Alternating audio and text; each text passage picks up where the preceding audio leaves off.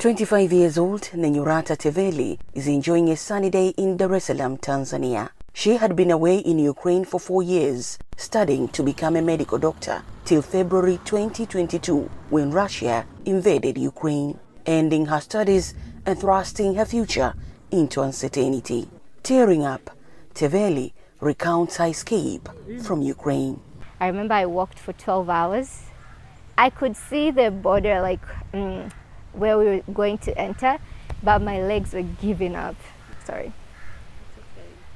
It's okay. Take your time. I'm not used to walking for so long.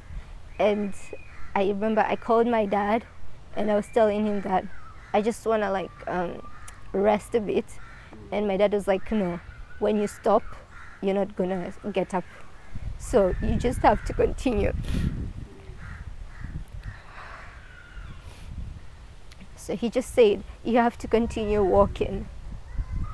There is no way, if you stop, your legs would give up completely.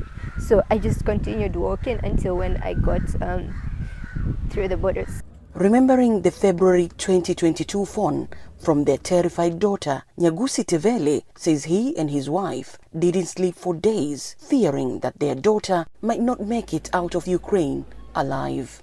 The time was very hard for us as parents. Her mother was faint because she saw that her daughter is going to die. We kept encouraging each other. But lastly, me, because I was not crying, I was trying to follow up for her. At the 6th day, I became sick. So I rushed into hospital, and the doctor told me that is peptic ulcers and it is severe. From Ukraine, Teveli crossed to Poland and then Italy, from where she flew back to Tanzania. Grateful to have survived, she held on to her dream of completing her studies.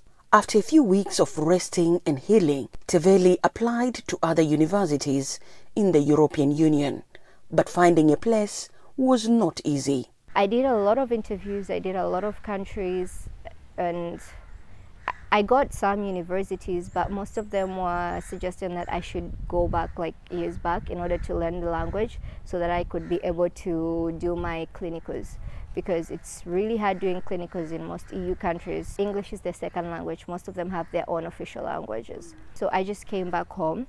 According to Ukrainian State Center for International Education, Teveli is just one of about 10,000 African students who were studying in Ukraine before the war. Left with few choices, Teveli, like many others, switched to alternative pathways to continue her studies and rebuild her future. But language was not the only obstacle.